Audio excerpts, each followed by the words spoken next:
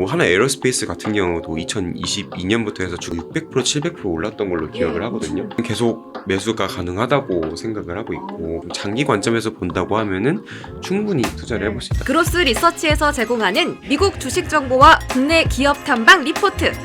이용권 발급은 영상 하단 더보기란 링크를 클릭해주세요. 네, 로봇 테마는 좀 힌트를 많이 얻은 것 같습니다. 많은 도움 되셨길 바라고, 또 우리 양승훈 연구원님이 한 테마만 커버하시는 게 아니라 또 방산까지 대단하십니다. 되게 똑똑해야 되겠어요. 시간도 많고. 자, 방산조 말씀드려볼 텐데 사실 요즘 떠오르는 단어가 있어요. 예전엔 태조 이방원이었거든요. 요즘은 조방전. 그러니까 뭐 태조 이방원이든지 조방전이든지 방사는 꼭 들어갑니다. 그만큼 이제 국내에서 수출을 많이 기여를 하는 이제 섹터로 산업군으로 자리를 잡았고, 사실 근데 최근에 뭐 폴란드 수주한다, 뭐 루마니아 수주한다, 뭐 여러 가지 뭐 동유럽 시장이나 우크라 전쟁 때문에 뭐 여러 가지 전쟁에 대한 기대감이 있었는데 그거를 충족 못 시키면서 2024년이 마무리가 됐어요. 이제 2025년도에는 방산 대체 방향성 어떻게 흘러갈까 많은 분들이 궁금하실 것 같거든요. 네.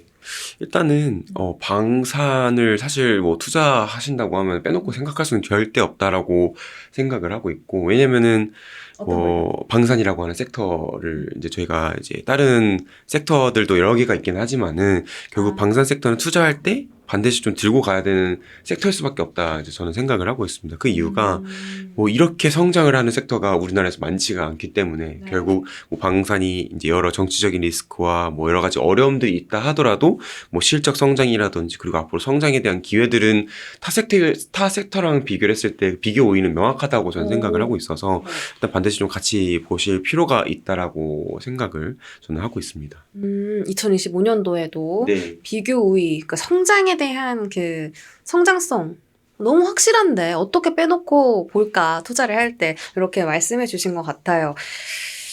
지금 사실 오늘 또 터진 뉴스인데 이제 최상목 경제부총리 지금 권한대행까지도 뭐 고발을 당했어요.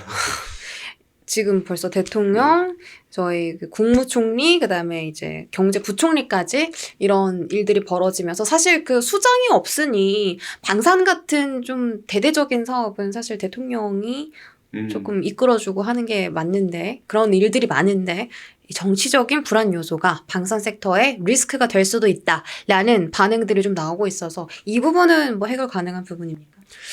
반은 맞고 반은 틀렸다 보고 있는 거는 일단은 이제 보통 이 방산이라고 하는 게 결국 무기를 파는 거잖아요. 네. 그러니까 저희가 뭐 우리나라 이제 기업이 뭐 상대국 보통 정부나 이제 이런 B2G의 형태로 딜들이 이제 진행이 되게 되고, 뭐 명목상으로는 이제 B2G다. 그러니까 기업이 상대국 정부한테 판다.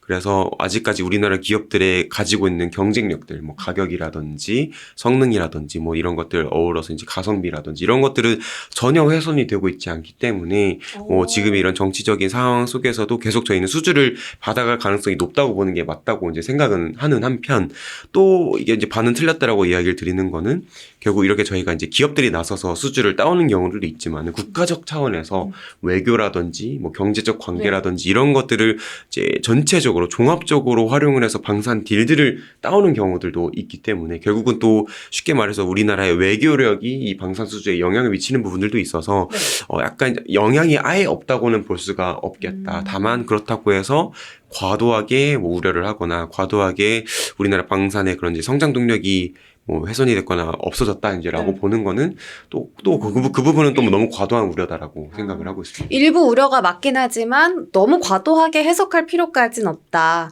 동력에 대한 부분은 좀 걱정하지 않아도 된다라고 좀 안심을 시켜주셨고요. 작년에 그 수출 목표치를 도달하지 못한 기업들이 좀 있습니다. 올해는 좀 다를까요?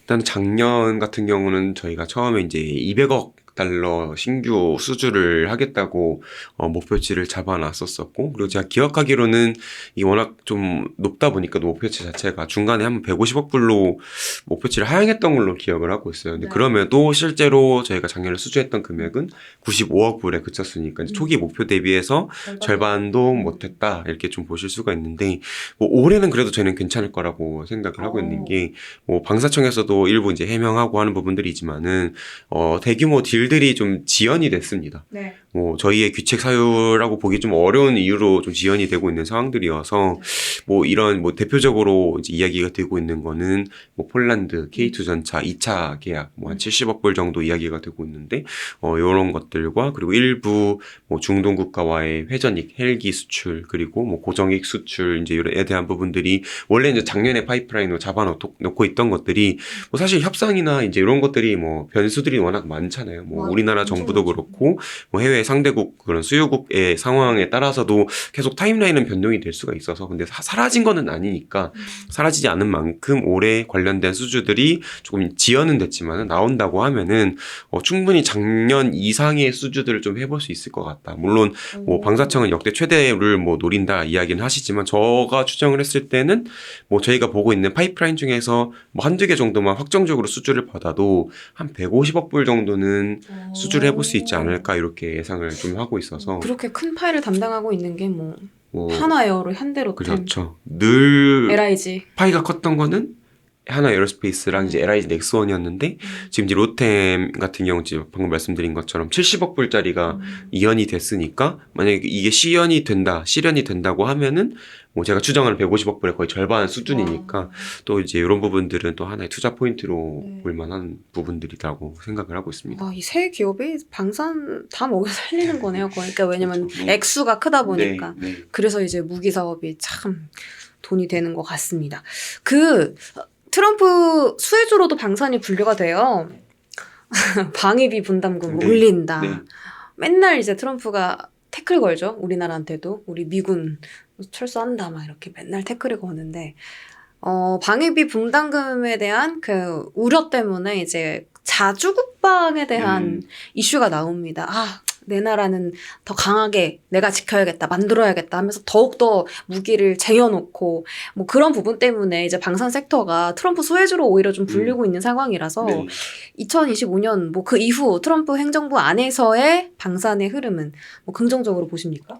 이게 굉장히 좀 뭐 딱 이게 수혜다 아니다라고 판을 딱 저희가 이제 구별을 해서 보기가 어려워요. 되게 어려운 요인들이에요. 이게 뭐 일각에서는 트럼프가 되는 게 리스크라고 하는 이야기들이 나오는 게 종전 리스크, 이제 전쟁이 끝나면 무기 수요가 꺼질 거다라는 이제 그런 우려감들도 나오고 있고, 그래서 이제 딱 굉장히 좀 보기가 어려운 부분들이긴 하지만, 이제 저의 생각을 좀 정리를 해서 이야기를 드리면은, 일단은 뭐 전쟁은 끝나더라도 무기 수요는 계속 올라갈 거고, 그리고 방금 말씀해주신 것처럼 트럼프의 그런 정치적인 특성상 자주국방과 그런 방위 분담이라든지 뭐 미국이 모든 것들을 도와주는 게 아니라 각자 도생하는 그런 세계가 펼쳐지면서 전반적으로 무기 수요가 계속 올라가는 그런 구간들은 앞으로도 지속이 될 거다. 그래서 기회들은 있을 거다. 다만 이제 요거를 이제 안 좋게 볼 수 있는 부분들은 늘어나는 무기 수요들이 있을 거예요. 흔히 말하는 저희가 이제 증군에 대한 부분들을 우리나라가 가져갈 수 있을까 없을까를 보면은 2022년 이후부터 우리나라가 많이 가져갔습니다. 왜냐면은 미국 기업도 유럽 기업도 갑작스러운 무기 수요 증가에 대응이 안 되면서 우리나라가 오히려 빠른 납기, 뭐 이제 성능도 그렇고 가성비도 괜찮고 뭐 캐파도 굉장히 크니까 이런 부분들이 경쟁력으로 작용을 하면서 수주를 많이 받았던 건데, 이제 전쟁이 발생한 지도 이제 거의 뭐 3년이 지나가고 있는 이제 그런 상황들이어서 유럽과 미국에서도 뭐 방산 캐파들 다 꾸준히 올라오고 있는 상황들이고, 그리고 또 이제 트럼프가 이렇게 방위비 분담을 이제 알아서 늘려라 이제 이렇게 이야기를 하면서 또 이면에 숨겨져 있는 말들이 있습니다. 뭐예요? 우리 무기를 사라. 라는 부분들이고. 역시 사업가네요. 그렇죠. 결국은 지금 트럼프가 항상 이야기를 하는 거는, 나토가 보통 타겟이 또 많이 되는데, 나토가 원래는 GDP 대비해서 한 2% 정도 방위비에 이제 지출을 하도록 목표치를 정해놨었었는데, 이거를 최근에 뭐 3%까지 끌어올리겠다라는 이야기들이 나왔고, 트럼프는 또 거기에 대해서 부족하다, 뭐 4%, 5%까지 올려야 된다 이제 이야기를 하는 건데, 뭐 이게 1%, 2%, 3%가 뭐 수십억 원, 수천억 원이 아닙니다. 거의 제가 기억하기로 수십조 원 규모, 수백조 원 규모로 기억을 하는데, 이거를 이제 어디 거를 사냐라고 하면은 미국 거를 사라라고 저희는 압박을 좀 걸고 있다고 보고 있고, 근데 유럽은 또 그게 싫겠죠. 당연히 이제 유럽의 방산 기반들을 키우고 싶을 거여서 제가 드리고 싶은 말들은 아마 올해부터 이 방산 업종에서의 보호주의 움직임들이 굉장히 강해질 거다. 그래서 그동안 저희가 이제 뭐 유럽이나 뭐 미국 쪽으로 기회들을 좀 찾았던 부분들이 있지만은 조금 난이도는 한층 더 올라가게 되지 않을까 이렇게 생각을 좀 하고 있는 상황이고, 그럼 이제 우리나라는 어떻게 해야 되냐 하면은 그러니까요. 흘러나오는 수요들을 계속 잡아야 된다. 그러니까 이제 미국과 뭐 유럽에서 이제 수요가 올라갈 텐데, 그럼 미국과 유럽 기업들이 대응을 하려고 열심히 할 거예요. 그러다 보니까 아마 중동이나 뭐 아태 지역에서도 수요는 올라갈 텐데 거기에 대응이 안 되지 않을까 이렇게 저는 생각을 하고 있어서 이제 그런 흘러나오는 수요들이 충분히 뭐 아태, 중동, 남미 쪽에서 나온다고 했을 때 그 기회들을 우리가 좀 가져갈 수 있는 부분들이 있지 않을까. 지금 제가 말씀드리는 거는 작년까지는 지역적인 우선순위로 보면은 뭐 유럽, 뭐 아니면 중동, 아태 순이었던 것 같은데 올해 이후에는 이제 우선순위가 아마 아태가 가장 위로 올라오고 뭐 중동, 뭐 유럽 순으로 좀 변화될 가능성들도 있지 않을까 생각을 하고 있고, 또 여기서 또 재밌는 부분들은 사실 이제 트럼프 행정부의 그런 내각 인원들이 거의 확정이 되어 가고 네네. 있습니다. 근데 최근에 이제 또 마지막으로 이제 문을 닫았던 거는 이제 국방 차관이 있어요. 네. 엘브리츠 콜비라고 저희 투자 시장에서도 굉장히 좀 눈여겨서 보고 계시는 인물이 있는데, 이분이 이제 아마 국방 정책들을 거의 대부분 좀 결정을 할 걸로 보고 있는데, 이분이 항상 강조를 하는 거는 뭐 사실 그 전에도 미국이 그랬지만은 아시아만 우리가 관심을 가지면 된다. 어머. 그러니까 미국의 힘들은 뺏어가려고. 아시아 힘을 쏟아야 된다. 뺏어가는 게 아니라 이제 결국 아시아의 최대 경쟁 국가가 있다. 중국이라고 하는 경쟁 국가가 있으니까 우리는 뭐 러우 전쟁도 아니고 뭐 다른 데도 아니고 아시아에만 집중을 해야 된다라고 이야기를 하고 있고, 이 말은즉슨 이제 앞으로 모든 힘들, 그러니까 뭐 미국도 그렇고 모든 이 국가들의 파워가 아태 쪽에 쏠리게 될 거라고 저는 생각을 하고 있고, 그럼 아태 쪽에 그런 지정학적인 불안감들이 훨씬 더 고조가 될 수밖에 없어서, 오히려 지금까지는 뭐 유럽, 뭐 중동 쪽을 봤다고 하면은 아태 쪽에서 무기 수요가 좀 가파르게 올라갈 수 있는 가능성들도 높게 봐야 되지 않을까 저는 생각을 하고 있습니다. 제가 잘 이해한 게 맞나요? 그 미국에서 지금 아태 쪽을 노리고 있으니 아태 지역에 무기를 많이 사들여서 이제 보호하려는 움직임이라는 거죠? 일단은 제가 말씀을 좀 여러 가지 좀 길게 드리긴 해가지고 네. 헷갈리실 수도 있는데, 헷갈려요. 미국이 아태에 집중한다고 하는 거는 이제 무기 판매를 집중하는 건 아니고 이 중국을 견제를 하는 움직임들이 더 강해질 거다. 그러니까 이제 미국이 중국을 견제하기 위해서 아태 지역에 속해 있는 국가들을 활용을 할 거예요. 뭐 한국이라든지 뭐 대만이라든지 필리핀이라든지 미국의 우방국들을 활용을 할 거고, 그러면서 긴장감도 높아질 거고, 이 국가들의 무기 수요가 점점 올라갈 건데, 지금 미국이나 아니면 유럽 방산 기업들은 이런 무기 수요들 지금 대응을 하는 게 보통 유럽 쪽에 좀 대응이 포커스가 맞춰져 있고, 네. 또 미국 기업들은 미국 내 수요들을 대응하기도 정신이 없으니까 약간 빈집이라는 거죠. 제가 봤을 때는. 그러니까 니치마켓. 니치 마켓이다. 네. 그러니까 이 무기 수요는 아태 쪽에서 빠르게 올라가는데 뭐 미국이랑 유럽 방산 기업들은 딴 데 처리를 하는데 정신이 없으니까 이제는 우리가 여기에 좀 포커스를 맞춰서 봐야 될 필요성이 있을 것 같다, 이렇게 생각을 하고 있습니다. 중동 아태 쪽도 뭐 수출하고 있기는 한데 네. 이제 조금 더 포커싱할 그렇죠. 필요가 있다. 네. 이렇게. 지금은 저희가 뭐 폴란드에서 이제 거의 조 단위의 수주들이 계속 나오니까 이제 유럽 쪽에서 뭐 그 이후에 이제 루마니아 수주들이 나왔고, 뭐 저희가 뭐 기타 뭐 K9 자주포 같은 경우는 뭐 다른 뭐 발트 3국 뭐 북유럽 국가에도 판매를 하면서 원래 많이 팔았었는데, 그러니까 지금 이제 저희가 기대를 하는 건 뭐 프랑스, 독일 이런데 판매를 하는 것들도 기대를 하지만, 사실 그거보다는 더 현실적인 스토리는 이제는 이제 아태 쪽에 다시 돌아와서 아태 쪽의 수주들을 가져가는 게 현실적이다, 이렇게 생각을 하고 그럼 있습니다. 그거 제일 잘 하고 있는 기업이 어디입니까? 뭐 보통 이제 아태 쪽에서 본다고 하면은 이게 저희가 이제 계속 지역 관점에서 이야기를 드렸지만은 네. 이제 뭐 아이템 관점에서 본다고 하면은 보통 이제 뭐 무기들이 다양하잖아요. 네. 뭐 탱크도 있고 자주포도 있고 네. 뭐 전투기도 있고 미사일류도 있고 뭐 여러 가지 무기류들이 있는데, 일단 아태의 그런 지역적인 특성들을 고려하면은 일단 우리나라가 좀 기회를 볼 수 있는 거는 지상 무기 체계보다는 조금 하늘나라. 미사일이라든지 뭐 전투기라든지 그리고 뭐 지상 무기 체계도 조금 뭐 단순히 뭐 탱크나 이제 이런 것들보다는 조금 이제 원거리 공격이 가능한 뭐 천무라든지 이런, 아니면 K9이라든지 이런 플랫폼들 관심들이 있지 않을까. 또 그리고 함정 이런 류도 있습니다. 그래서 네, 안 필리핀의 되죠. 호위함 이제 이런 네. 것들도 있어서 네.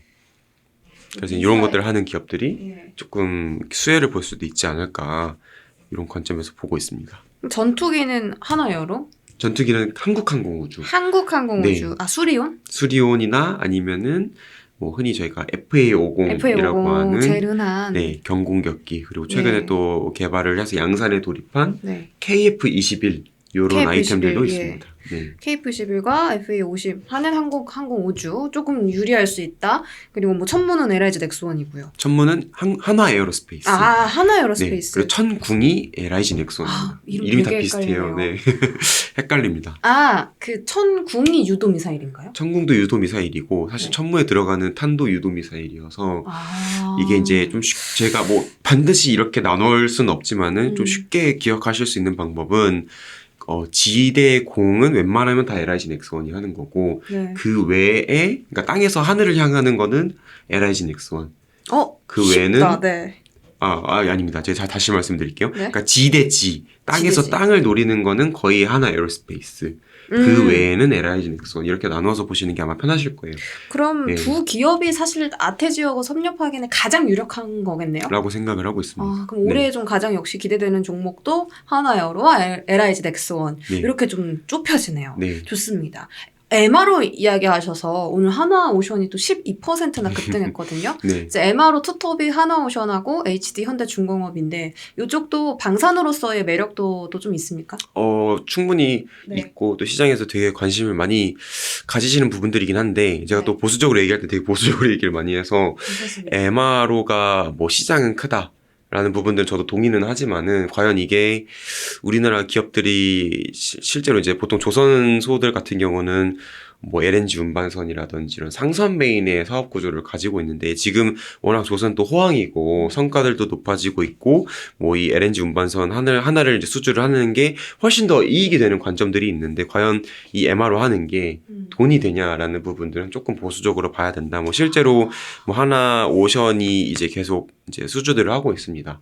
뭐 이제 미국의 뭐 군수 지원함들 최근에 하나 더 받아서 2개 정도 이제 처리를 하고 있는 상황인데 뭐 규모로 봤을 때는 뭐 수백억 원 규모 이익 레벨로 봐도 뭐 흔히 저희가 이제 로우 싱글, 미드 싱글 이렇게 이야기를 표현을 하는데 뭐 그렇게 이익률이 아직까지는 높지는 않은 상황들이고 그러니까 조선업들이 보통 그래도 매출 규모가 조 단위인데 실적이 매출로 찍히는 게 뭐 수백억 원이고 이익이 뭐 이제 로우 싱글이라고 하면은 뭐 수십억 원에서 그보다도 못할 수가 있는데 이게 과연 기업들의 펀더멘털 측면에서 이익이 되는가 하면은 조금 아직까지는 불확실한 부분들이 있지 않나. 오히려 지금은 또 어떻게 보면은 상선에 집중을 하면서 이 상선 쪽에서 이익을 극대화를 하는 게 조선소들의 더 적합한 전략일 수도 있겠다라고 생각을 하고 있습니다.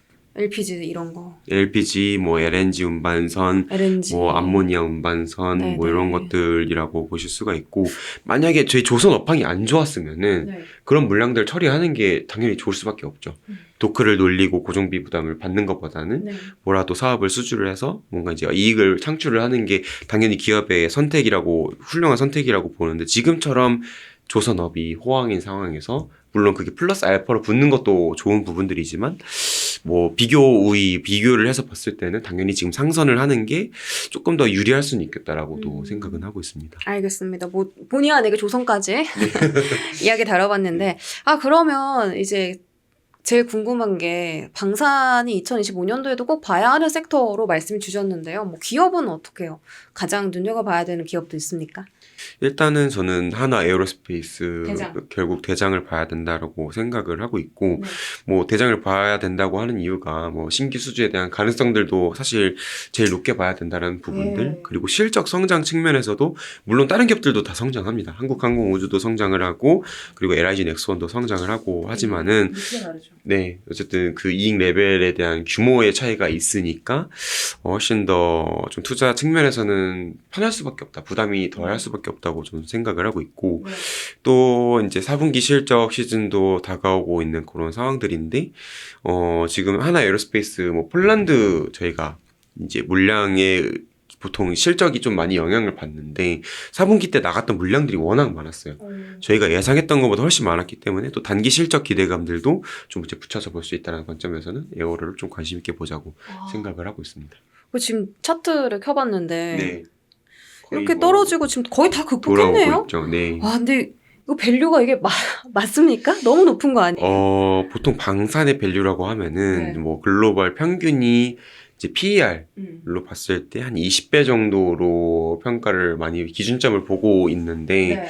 뭐 하나 에어로스페이스 같은 경우는 지금 주가가 좀 올라와서 정확하게 기억은 안 나지만 17배, 18배 정도 수준으로 좀 기록을 하고 있다고 좀 보고 있고 그래서 뭐 글로벌 평균 수준까지는 거의 도달은 하고 있다. 다만 이게 이제 그런 비교 지수, 그러니까 멀티플로 봤을 때는 뭐 17배에서 20배가 될 수도 있지만은 네. 또 이익의 레벨이 커지면 또 그만큼 시가총액은 커질 수밖에 없기 그렇죠. 때문에 네. 이익 성장에 좀 포커스를 맞춰서 보자 이렇게 좀 생각을 좀 하고 있습니다. 그럼 지금도 매수가 가능한 자리입니까? 아니면 조정시 매수? 저희는 계속 매수가 가능하다고 생각을 하고 있고 그 이유는 이게 뭐 올해 내년 실적이 성장하고 끝나면은 더 보기가 어렵겠죠. 근데 이 실적 성장이 올해 끝나는 게 아니라 올해도 올라가고 내년에도 올라가고 내후년에도 올라간다고 하면은 결국 멀티플은 뭐 17배, 20배 고정을 해도 결국 방금 말씀드린 것처럼 이익의 레벨이 커지니까 시가총액은 계속 커질 수밖에 없다. 결국 주가도 덩달아서 올라갈 수밖에 없기 때문에 좀 장기 관점에서 본다고 하면은 충분히 투자를 해볼 수 있다. 다만 이제 단기적인 뭐 그런 주가에 대한 관점에서 본다고 하면은 오히려 이제 그런 또 이제 뷰를 바꿔야겠죠. 좀 더 싼 기업들을 찾거나 이제 이런 것 그런 투자의 성향에 따라서 조금 이제 나누어서 볼 필요가 있을 것 같다고 생각을 하고 있습니다. 좀 탄력적인 거 원하면 중소형으로 가고 좀 중장기 이익 레벨의 규모가 압도적인 그런 중장기로 보려면 한화 에어로스페이스가 압도적이다라고 평가해 주셨습니다. 저희 이제 마무리할 시간인데 오늘 어떠셨어요? 제가 질문 좀 괜찮았나요? 네, 너무 질문을 잘 해주셔가지고 제가 웬만하면 다 말씀을 드린 것 같아요. 네. 좋아요. 제가 싹싹 뽑아내려고 노력했고 감사합니다. 우리 그로스 리서치 구독자분들께 방산, 로봇 테마, 뭐 투자 전략 이렇게 해라! 뭐 딱 한마디 해주신다든지 아니면 그냥 조언 같은 거 마지막으로 부탁드릴게요. 사실 저는 방산도 그렇고 뭐 조선도 그렇고 제가 로봇도 그렇고 이제 제가 커버하는 종목들이 다 좋은데 이제 단기 변동성들이 다 너무 심합니다. 그래서 늘 제가 장 특징 아니에요? 뭐 국내 장 특징이기도 하지만 네. 또 그만큼 이제 주목을 받으니까 여러 가지의 변동성들이 좀 커지고 있는 부분들인데 결국 저는 장기적인 우상향 방향성은 결코 달라지지 않을 거다 이렇게 생각을 하고 있어서 조금 단기적인 대응은 사실 또 결국 주가에서 저희가 수익을 내려면은 매수하는 타이밍도 중요하고 매도하는 타이밍도 중요한데 이제 그런 부분들이 사실 대응하기가 조금 쉽지 않은 부분들이니까 저는 계속 장기적인 우상향 관점을 좀 보시면서 조금 이제 장기 투자의 관점에서 접근하는 게 제가 보는 섹터들은 오히려 유리할 수도 있겠다 생각을 합니다. 실제로 뭐 하나 에어로스페이스 같은 경우도 2022년부터 해서 주가 랠리들이 이어져 오고 있지만은 제가 기억하기로는 거의 뭐 600%, 700% 올랐던 걸로 기억을 하거든요. 3년 동안 보유를 했으면 그 정도 보유였던 거고 레인보우 로보틱스도 마찬가지로 거의 1000% 올랐습니다. 2022년부터 해서. 상장 초부터 해서. 네. 2020년도 그 4년 동안 15,000원에서 42만 원을 갔어요. 이야. 결국은 단기적으로는 다 이렇게 변동이 있었겠죠. 그러나 결국 길게 봤을 때는 이런 수익률들이 나왔으니까 이렇게 좀 장기적으로 성장이 할 걸로 예상이 되는 섹터 같은 경우는 뭐 단기적인 변동성들에 좀 일일이 대응하기보다는 좀 긴 호흡에서 접근을 하는 게 뭐 과거에 이제 투자 사례를 통해서 봤을 때는 조금 더 유리했다라고 저는 생각이 돼서 좀 길게 보시는 게 어떨까 생각을 하고 있습니다. 감사합니다. 이제 장기 투자를 원하시는 분들이나 혹시 성향이 그렇다면 로봇과 방산 테마 꼭 한번 관심 있게 지켜보셨으면 좋겠고요. 오늘 정말 깊은 이야기 그리고 많은 도움 말씀 전해주신 유진투자증권의 양승훈 연구위원님과 시간 여기까지 함께하겠습니다. 나와주셔서 고맙습니다. 감사합니다.